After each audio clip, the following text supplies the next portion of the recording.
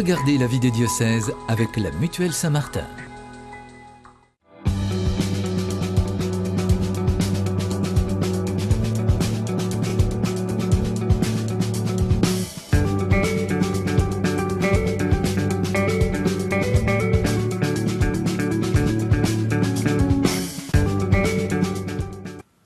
Bonjour à toutes et à tous et bienvenue dans la vie des diocèses. Comme chaque semaine, nous partons à la découverte d'un territoire, d'un diocèse et de son évêque. Et aujourd'hui, nous allons dans la région Auvergne-Rhône-Alpes et plus particulièrement dans le département de l'Allier pour découvrir le diocèse de Moulins. Dans cette édition, il sera question des défis de la présence de l'Église en milieu rural avec des territoires de paroisses de plus en plus étendus. Et on parlera également des propositions qui sont faites pour rejoindre les jeunes dans toute leur diversité. Alors quelques mots pour commencer sur le département de l'Allier, une terre d'histoire et de culture dans le centre de la France. Le département correspond à l'ancienne province du Bourbonnais, berceau de la dynastie des Bourbons. Il comprend les villes de Moulins, sa préfecture de Montluçon et bien sûr de Vichy, connue pour ses célèbres cures thermales ou ses bonbons, ses pastilles. La moitié du département est composée de prairies et 80% du territoire sont des terres agricoles, avec un élevage ovin et bovin important. Vous vous êtes peut-être déjà régalé avec de la viande de bœuf charolais. Pour parler du diocèse de Moulins, je reçois aujourd'hui Monseigneur Marc Beaumont. Bonjour Monseigneur. Bonjour. Alors pour commencer, j'aime bien demander à l'évêque comment est-ce que vous décririez les particularités du diocèse dont vous avez la charge ? C'est un beau diocèse rural, habité par des gens qui sont attachés à leur territoire. C'est ce que j'ai découvert, que vraiment les gens du Bourbonnais, c'est ce qu'on m'a dit en arrivant. Attention, ici on n'est pas en Auvergne, on est en Bourbonnais, donc ils sont attachés et ils essaient de le mettre en valeur. Il y a une belle mise en valeur à la fois touristique et culturelle, le long du Val d'Allier ou le long du Cher. Et vraiment j'ai découvert un beau territoire. Quelques points de repère pour ceux qui ne vous connaîtraient pas. Vous avez été ordonné évêque de Moulins en mai 2021. Vous êtes originaire de Cambrai dans le Nord, les Hauts-de-France comme on dit maintenant. Né dans une famille d'agriculteurs, vous avez grandi dans une ferme. Et avant d'être ordonné prêtre en 1990 pour l'archidiocèse de Cambrai, vous avez obtenu un DUT en génie électrique et un diplôme d'éclairagiste. Parmi vos nombreuses missions dans le Nord, vous avez notamment été délégué diocésain de la communication pendant plusieurs années, et c'est une mission qui vous a marqué. Vous avez choisi comme devise épiscopale ce verset de Paul dans la lettre aux Romains, « L'espérance ne déçoit pas ». On va en reparler justement de cette espérance. Mais je voudrais revenir sur un élément marquant de votre parcours, c'est votre appartenance au mouvement des Focolari fondé par Chiara Lubich. Qu'est-ce qui vous a marqué? Qu'est-ce qui vous nourrit aujourd'hui encore dans la spiritualité des Focolari? Il y a deux choses qui m'ont marqué, c'est la place de la parole de Dieu, qui est une parole de Dieu non seulement à écouter, à méditer, mais aussi qui est quelque chose qui nous fait vivre, qui me fait vivre aujourd'hui, qu'il y a quelque chose vraiment à mettre en œuvre. Ça, ce serait une première chose. Et la deuxième chose, c'est de reconnaître à travers les difficultés, les épreuves de la vie, un visage de Jésus crucifié, abandonné, qui nous invite à ne pas en rester là, mais à le dépasser pour pouvoir entrer dans une résurrection et dépasser les épreuves qui sont plutôt comme des tremplins que comme des freins. C'est aussi une spiritualité de communion, une spiritualité d'unité? Tout à fait, c'est ce qui est au cœur aussi, c'est de faire tout pour que la communion puisse se créer, que l'unité puisse grandir entre les personnes, entre les peuples. Alors on va justement aller voir le 10 et 11 janvier dernier, votre diocèse, le diocèse de Moulins, proposer une session de formation Église et territoire pour réfléchir à la difficulté de la présence de l'Église en milieu rural et apporter surtout des solutions face aux défis qui se présentent. Notre journaliste Juan Diego Ortubé a suivi dans ses différentes missions et rencontres le père Benoît de Masgontier. Il est le curé de la paroisse Notre-Dame de l'Alliance à la Palisse sur un territoire qui s'étend sur 80 km. Aujourd'hui, le père Benoît de Masgontier est venu partager son expérience de curé dans une paroisse rurale. Ces 2 jours de formation à la maison diocésaine sont l'occasion de réfléchir au mode de présence de l'Église dans un territoire de plus en plus vaste. Avec des forces vives, prêtres comme laïcs en diminution, comment rester proche de chacun? Manifester la présence chrétienne en animant régulièrement des temps de prière en dehors de l'Eucharistie, ça a permis de lancer dans certains villages, de remettre un peu de brindilles sur les bûches pour que le feu reprenne. Sur le territoire de la paroisse Notre-Dame de l'Alliance à La Palisse, il y a 38 communes avec des questions aussi bien spirituelles que matérielles, comme par exemple cette réunion pour la rénovation de l'église de la Chabanne. Bonjour mesdames, monsieur le maire. Pour les messes dominicales, et c'est vrai que c'est compliqué de rassembler les gens parce qu'ils ont peut-être un peu perdu l'habitude. Donc le fait qu'elles soient refaites et bien remises en valeur et surtout les fresques peuvent aussi pour moi permettre à des personnes qui vont venir ressentir quelque chose. Les relais de proximité, ce sont ces équipes de laïcs qui s'engagent au service de la paroisse et de ses différents clochers. Retraités pour la plupart, ils s'interrogent sur le renouvellement des équipes. Il faut se dire qu'on vieillit aussi et qu'on ne veut plus conduire la nuit, on ne veut plus conduire s'il y a de la neige. Moi, je prépare les messes et puis on choisit les cantiques ensemble, enfin voilà. Mais ça demande quand même un investissement. Et c'est vrai que nos prêtres, maintenant, ils font un effort. Pour assurer cette présence auprès des différents lieux d'église, les 2 prêtres de la paroisse doivent souvent parcourir de longues distances. Mais comment faire quand une paroisse s'étend sur 80 km ? De fait, la voiture est pour moi important dans le sens où c'est un peu mon bureau, c'est ma sacristie. Tous les jeudis, le père Benoît de Magontier se rend à la maison de retraite de La Palisse pour rendre visite aux personnes âgées et célébrer la messe.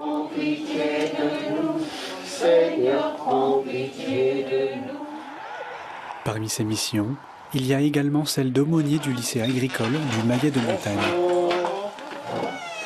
L'occasion de parler avec des jeunes assez peu familiers avec la foi chrétienne. Pourquoi vous avez voulu devenir prêtre ?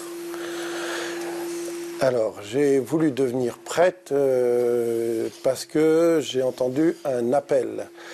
Alors, ce n'est pas un appel téléphonique, mais c'est un appel dans le cœur. C'est important de pouvoir être présent, soit par des célébrations, on a quelques célébrations dans l'année, et puis soit par une présence d'écoute ou de rencontres de classe, comme on a pu vivre tout à l'heure. Moi, à la base, je n'ai pas de religion, etc. Mais j'ai jamais été à l'église. Et en fait, depuis que j'ai rencontré le Père Benoît, chaque messe qu'il y a, j'y vais toujours. Donc je ne sais pas du tout si ça a déclenché quelque chose ou pas. Mais j'y vais toujours maintenant. C'est par la diversité de ces lieux de mission que le curé de cette paroisse d'un territoire rural très vaste peut aller à la rencontre de populations qui fréquentent encore rarement les églises. Alors on l'a vu dans ce reportage, il y a des paroisses qui sont vraiment sur des territoires très étendus. Peut-être une première réaction à ce reportage ? Non, je me réjouis de tout ce qui peut se vivre malgré les difficultés apparentes. C'est vrai qu'on sent un vieillissement des équipes, mais ça, on le sait, mais qu'il y a tout un travail là. Et en même temps, l'évangélisation, la mission auprès des jeunes, il y a les 2 aspects qui sont bien présents. Le lien aussi avec les municipalités, l'entretien des églises, c'est une vraie question dans le monde rural. Donc je trouve que vous avez vraiment abordé des questions qui nous rejoignent et qui sont au cœur de nos réflexions actuelles. Est-ce que c'est justement tenable de vouloir absolument tenir le territoire ? Est-ce qu'on peut y parvenir avec moins de prêtres et pas forcément un curé par paroisse ?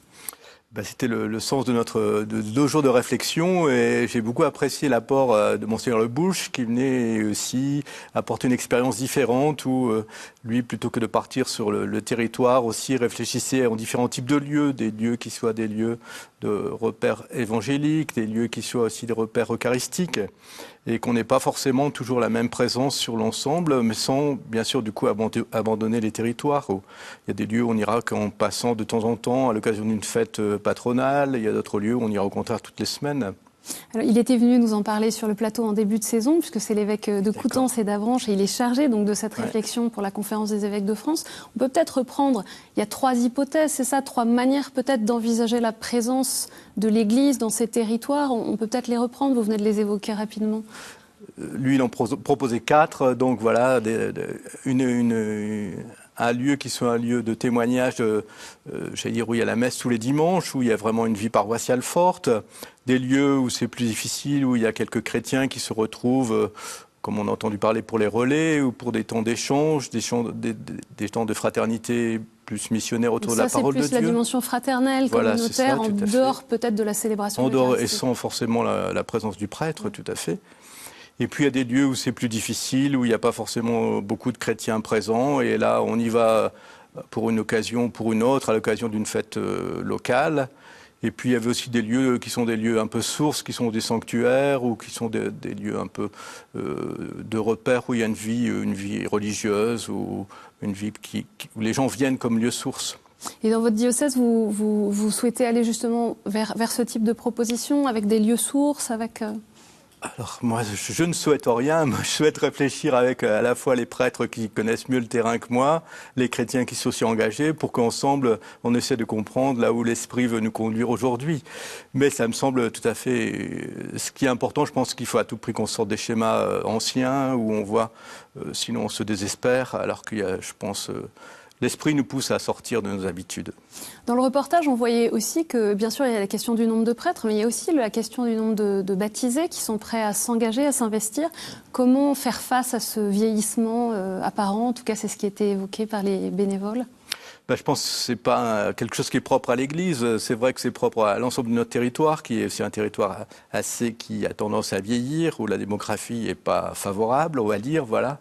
Donc je pense que c'est important de continuer à tenir des lieux de vitalité là où c'est possible. Après, c'est aussi un des travaux que nous avait proposé le géographe qui nous a parlé, M. Divry, en disant repérez bien les lieux où il y a de la vie, les lieux où les gens viennent faire leurs courses. À ce moment-là, essayer d'avoir une présence d'église plus forte là. Là où c'est plus compliqué, il faut accepter pour un temps au moins de ne pas y être présent de la même façon. Pour le Carême, vous avez une initiative justement avec des groupes qui peuvent se retrouver chaque semaine. C'est autour des actes des apôtres. C'est une manière de faire vivre la fraternité, de ces propositions précises comme ça? Tout à fait. J'ai découvert en arrivant qu'il y avait une tradition forte de groupes de carême qui marche très bien. On vient ici de distribuer les nouveaux livrets pour cette année et en lien un peu avec toute la réflexion sur le synode. Donc on a proposé, grâce au vicaire général, de mettre en place autour des actes des apôtres et des premiers pas de la vie de l'Église pour que ça nous pousse aussi à réfléchir sur notre manière de vivre l'Église ici aujourd'hui. Et puis peut-être aussi, ça, on évoquait ça ensemble en réparant l'émission, cette notion d'interpellation directe, notamment pour le diaconat permanent. Oser aller appeler. Tout à fait, c'est quelque chose dont on n'est peut-être pas forcément habitué, surtout aussi dans un territoire rural où les gens, on est un peu réservés, on respecte l'autre, voilà.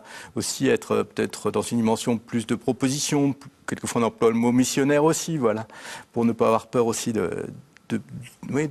on a entendu tout à l'heure aussi la fille qui demandait pourquoi vous avez été appelé et le père de Mascompier qui disait j'ai répondu à un appel, donc il faut bien que cet appel se manifeste d'une manière ou d'une autre. Alors une autre question qu'on peut se poser aussi, c'est comment rejoindre les jeunes dans un territoire marqué par de vastes zones rurales avec un risque d'isolement. Nous sommes allés poser la question à Séverine Cousquer, la responsable de la pastorale des jeunes. On a un territoire où il y a ces 3 grands bassins, beaucoup des vastes zones rurales. Vraiment essayer de proposer à tous des rassemblements diocésains. Donc on a le festival des jeunes qui rassemble des collégiens, on a la journée des confirmants qui rassemble les jeunes qui se préparent à la confirmation. Où on essaye de proposer à tous et puis de varier les lieux de rassemblement pour que certains puissent parfois avoir moins de route à faire. Il y a plus un effort de volonté peut-être. C'est pas aller faire 5 minutes à pied pour rejoindre l'aumônerie, mais c'est peut-être faire 15, 20, 30 kilomètres. Je pense que ça engage plus leur volonté et puis aussi plus leur engagement. En fait, s'ils veulent vivre quelque chose, parfois il y a une aumônerie qui existe, mais parfois c'est aussi à eux de s'engager pour proposer. Parfois c'est quelque chose de tout simple. Par exemple, ça peut être une soirée pizza débat. Il y a des choses dans les faits peut-être modestes qui sont proposés, mais c'est des jeunes qui sont à l'initiative et en fait en les responsabilisant, c'est des propositions qui marchent parce qu'ils savent ce qu'il faut pour les jeunes. On a entendu, il y a en fait un nombre de propositions assez magnifiques pour un territoire avec ses réalités et un risque d'isolement. Oui, tout à fait. Là, je remercie mon prédécesseur, Monseigneur Perceroux, qui avait mis l'accent beaucoup sur la pastorale des jeunes. C'est quelque chose qui lui tient beaucoup à cœur et j'en bénéficie. Et je poursuis tout à fait sur le même chemin. il y a à la fois localement, il y a des propositions, mais aussi au niveau du diocèse pour permettre aussi à des groupes qui sont parfois isolés de pouvoir aussi faire l'expérience d'un groupe plus large où on est aussi plus fort pour repartir, vivre sa foi, ou comme le disait Séverine, c'est pas toujours facile quand on est quelques-uns dans un village de pouvoir sentir qu'on est chrétien. Qu'est-ce qui est proposé justement pour rassembler ces jeunes de temps en temps dans l'année ? Comme elle en a parlé, donc il y a une journée pour tous ceux qui se préparent à la confirmation, donc pour l'ensemble du diocèse, donc ça fait un peu plus de 300 jeunes. Il y a une journée aussi pour les plus grands, où là, ils étaient une 60aine cette année. Et puis, il y a tout ce qui se prépare aussi par rapport aux Journées mondiales de la jeunesse, là, voilà. Alors, parlons-en justement. Qu'est-ce qu'on propose quand on habite dans l'Allier ? Qu'est-ce qu'on peut vivre pour participer aux Journées mondiales de la jeunesse ? Il y a un certain nombre de week-ends qui sont proposés au niveau du diocèse, 3 week-ends, à l'occasion de temps forts diocésains aussi. Il y aura un pèlerinage à Souvigny, il y aura une journée au moment des ordinations, si on aura la chance d'avoir des ordinations, j'espère, à la fin de l'année.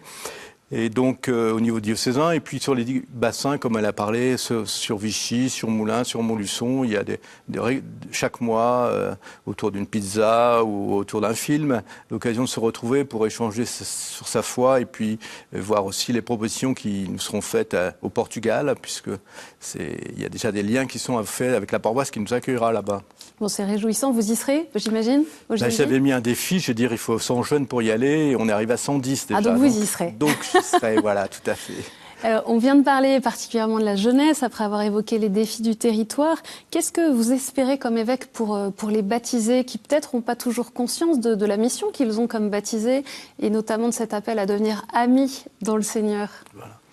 Voilà, c'était le fruit effectivement d'une réflexion pastorale avec un projet de devenir ami dans le Seigneur, avec de multiples manières d'être ami dans le Seigneur. Et je pense que ça rejoint aussi toute la démarche du pape François par rapport au synode aussi, sur le fait que on est tous responsables de la vie de l'Église. Je trouve qu'il y a encore beaucoup d'attentes où on voudrait que ce soit où l'évêque, qu'est-ce que pense l'évêque, qu'est-ce que veut l'évêque, qu'est-ce que pense le curé, qu'est-ce que veut le curé, mais que vraiment chacun se prenne en main aussi en disant par ma confirmation, je suis aussi chrétien à part entière. Comme le dit Saint-Père, on a notre place à prendre dans la vie de l'Église. À la fois, on le disait tout à l'heure, dans le partage, la prière et aussi l'attention aux plus faibles, aux plus pauvres. Voilà, ce que j'attends, c'est ça, qu'on soit aussi à la fois présent dans la vie du monde et puis aussi davantage amis avec le Seigneur. Et à quoi est-ce que dans ce milieu rural, la réalité de ce territoire, vous invitez les baptisés ? Alors vous venez de dire qu'il faut que tout ne vienne pas de l'évêque, bien sûr, mais en même temps, ça fait du bien aussi d'entendre certaines impulsions. Oui. Après, je pense que ce que je souhaiterais, c'est que dans un monde rural où il y a une réflexion par rapport à l'avenir de l'agriculture, moi, ce qui me tient à cœur, c'est dans les années 60, l'évolution de l'agriculture a été portée aussi par la vie de l'Église, avec les mouvements d'action catholique. Aujourd'hui, on est de nouveau à un tournant de la vie agricole. On sent qu'il y a beaucoup de recherches. On a Laudato Si qui nous permet aussi d'avoir des repères. Et on sent qu'on est un peu faible côté de l'Église par rapport à être partie prenante à toute cette réflexion. Donc, je souhaiterais qu'il y ait des chrétiens qui s'engagent à fond pour cette réflexion sur l'avenir de l'agriculture aussi dans des territoires ruraux. Et puis, vous l'évoquiez, vous aurez peut-être la chance d'avoir la grâce d'avoir une ordination presbytérale. Dans ce territoire-là, le Seigneur continue d'appeler des hommes, des jeunes hommes au sacerdoce ? Tout à fait, on a la chance d'avoir 4 séminaristes pour notre diocèse. Et donc, si tout se passe bien, il y aura 2 ordinations au mois de juin. Donc, je rends grâce aussi pour cet appel que le Seigneur fait. Il y a eu aussi quelqu'un qui rentre en première année cette année, quelqu'un qui a arrêté alors il était dans une start-up, il avait tout un avenir possible et il a tout laissé pour suivre le Seigneur. Donc, c'est très réconfortant de voir que le Seigneur appelle aujourd'hui et en dehors de nos réseaux en plus, et que voilà, donc ça me rassure, ça me réjouit et je rends grâce à Dieu pour ça. Alors on va passer, Monseigneur, à quelques questions de terrain.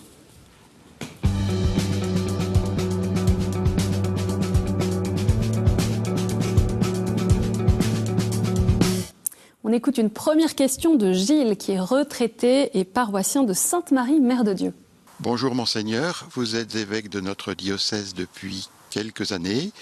Quel regard portez-vous sur les atouts et les pesanteurs de notre diocèse en vue de la préparation de l'avenir ? Merci de votre réponse. Les atouts, moi je vois, il y a un engagement fort quand même des chrétiens, il y a un nombre de prêtres encore important, il y a un certain nombre encore de lieux qui sont forts. On a la chance d'avoir les religieux de Céphon, les religieuses de Chantelle, on a Souvigny qui est un lieu de pèlerinage aussi qui redémarre, donc il y a plein de choses positives, j'allais dire, et de choses encourageantes. Après, c'est aussi, je pense qu'on disait tout à l'heure, que chacun y mette son cœur et y mette aussi ses forces. Les pesanteurs, on les a déjà un peu évoqués, c'est ça ? Les pesanteurs, il y a certainement une vision de l'Église d'une autre époque, j'allais dire, voilà, qui fait qu'on est plus dans l'attente que dans la proposition. Donc à continuer d'approfondir, on a une deuxième question de Dominique, qui est aussi retraité. Bonjour Monseigneur. En rapport avec les pistes qui nous ont été données dans la session Église et territoire, je retiens celle des échanges interparoisses. Pensez-vous qu'ils puissent amener un début de réponse pour notre diocèse? Merci. Certainement, parce que je pense que c'est un peu une des limites. On parlait des pesanteurs, moi je parlerais d'une des limites, c'est que les gens sont très attachés à leur paroisse, mais comme c'est des ruraux, ils sont attachés à leur territoire, ils ne lèvent pas forcément les yeux plus loin beaucoup que les limites de leur territoire. Donc s'il y a des échanges entre les paroisses, ça permet d'échanger, de voir qu'on n'est pas seul dans les difficultés, d'échanger aussi sur les richesses et les expériences qu'on a pu vivre. Moi, je suis heureux qu'à l'occasion du bicentenaire, il y a des lieux du bicentenaire, ils font des échanges, des lieux jubilaires. Et il y a des échanges entre les lieux jubilaires. Ils partent pour 2 jours sur un lieu jubilaire autre. Donc tout ce qui peut encourager et susciter la communion, pour moi, c'est quelque chose de bien. Alors, une troisième question de Marie-Annick. Bonjour, Monseigneur. Arrivez-vous à réaliser votre vocation initiale en dépit des charges administratives et le souci du fonctionnement matériel du diocèse? Merci pour votre réponse. Moi, je ne suis pas un homme de bureau, je suis un homme de terrain. Donc, j'avoue que j'essaye de vivre les rencontres le plus possible. On a lancé les visites pastorales, là où je pars 4 fois 2 jours sur un territoire pour découvrir une paroisse. Et après, je suis assez libre aussi, donc le Seigneur m'a appelé, je fais avec les forces et les moyens que j'ai. Et voilà, je pense qu'après lui, l'Esprit Saint est assez grand pour combler les manques qui peuvent exister. Je n'en doute pas. Alors, vous l'avez évoqué, on arrive déjà à la fin de cette émission, mais on a largement le temps d'évoquer le bicentenaire du diocèse. On est en plein dans ce bicentenaire qui a commencé le 16 octobre 2022 et qui se clôturera le 15 octobre 2023. Il y a des conférences, des concerts et surtout une année jubilaire avec une démarche jubilaire. En quoi est-ce que ça consiste? Qu'est-ce que vous attendez de cette année jubilaire?